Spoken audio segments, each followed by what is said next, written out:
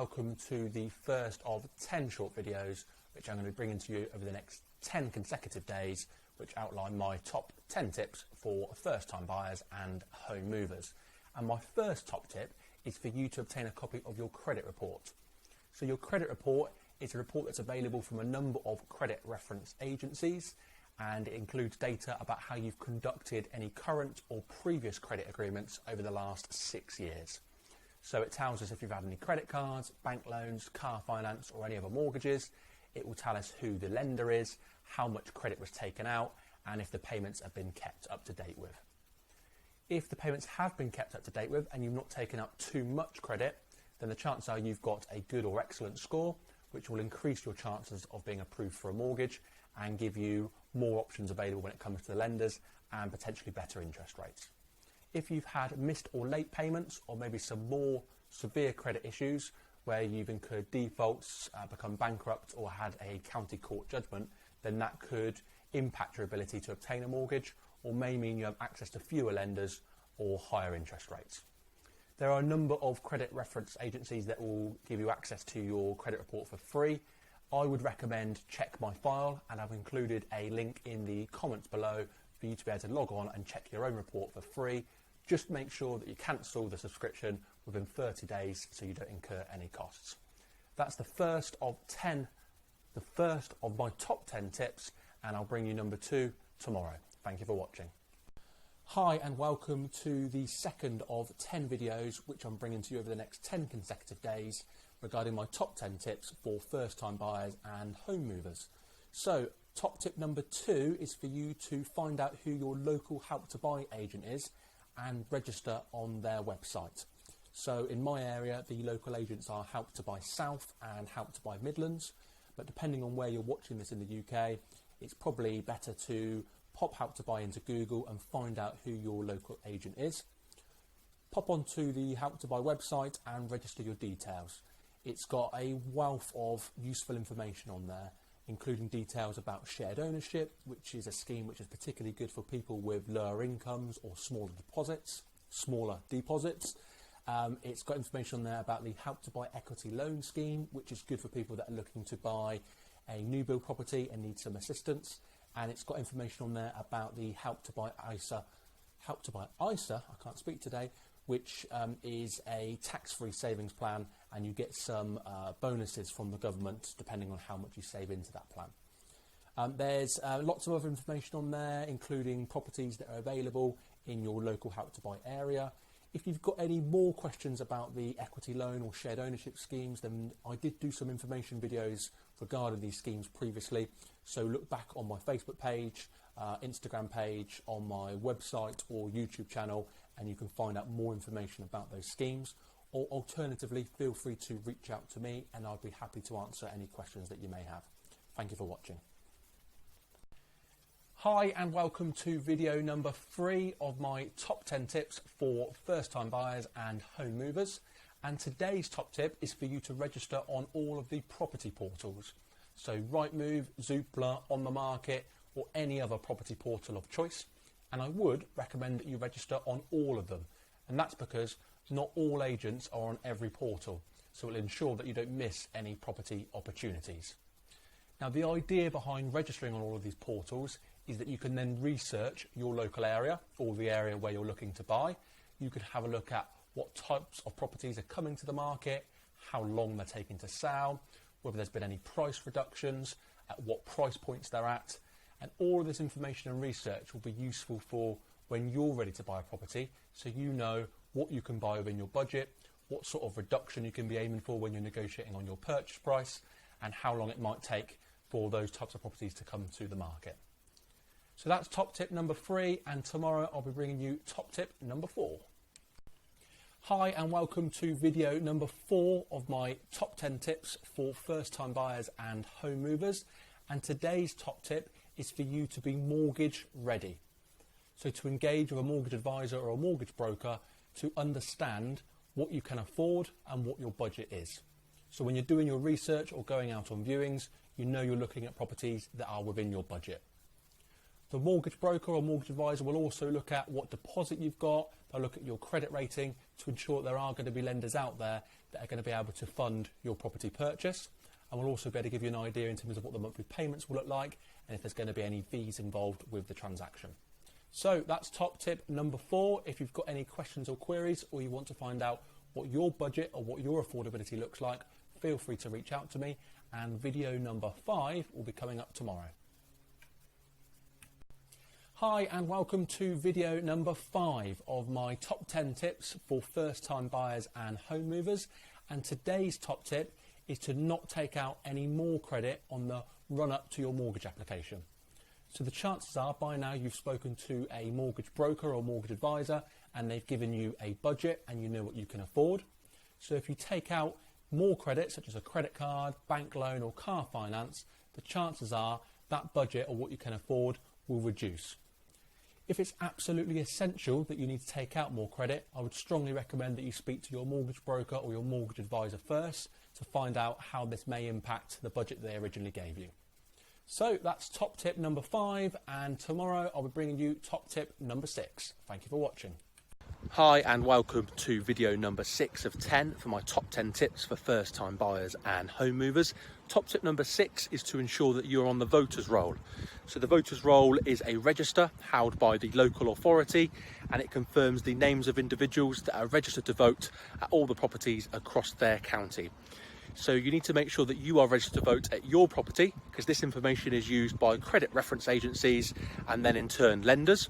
So if you're not on the voters roll, this could negatively impact your credit score and then also have a knock-on effect at any potential mortgage applications.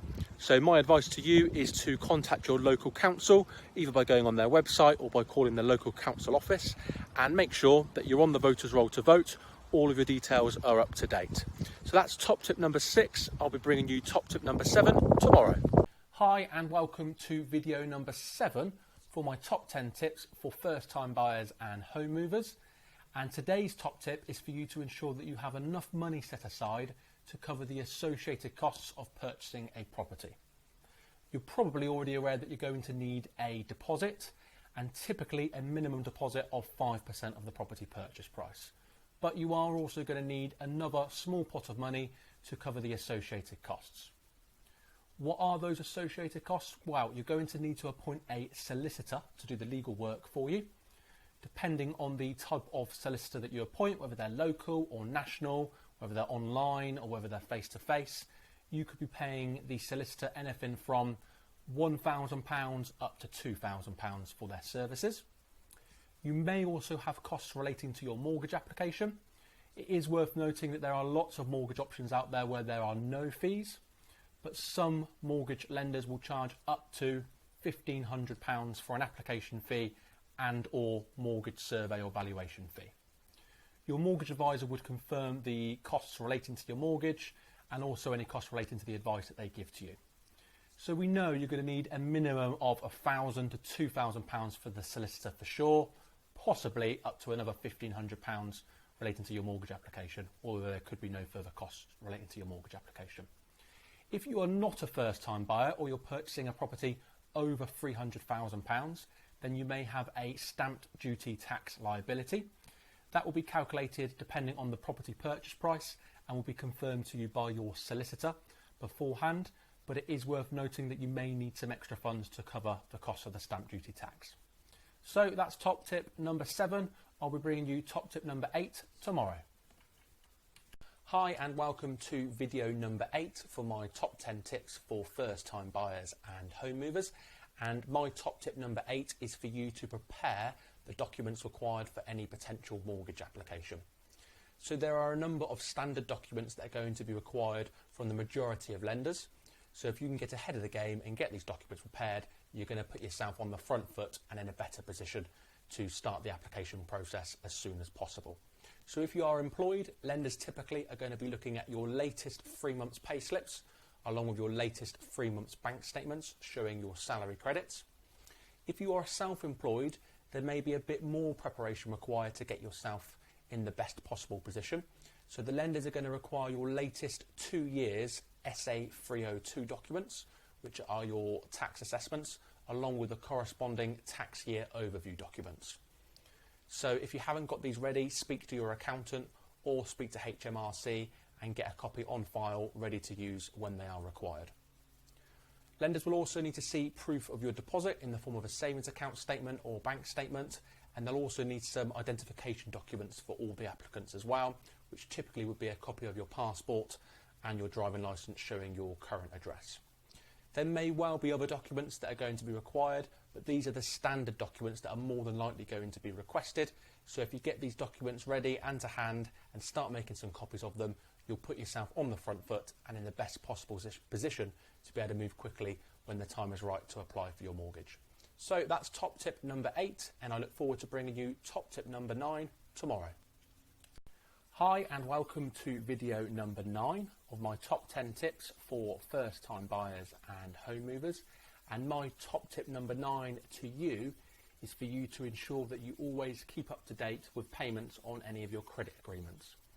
So pure and simply, make sure that you always pay your credit cards, your bank loans, car finance, or any other type of credit agreement that you may have on time.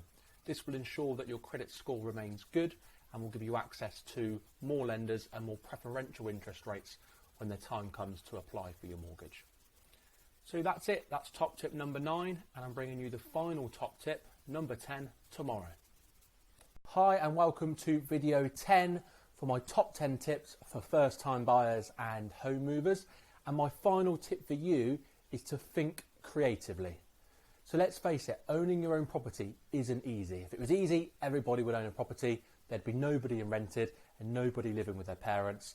If you look at the house prices in and around this area and compare that to what the average salary is, average income is, it's difficult to get on the property ladder.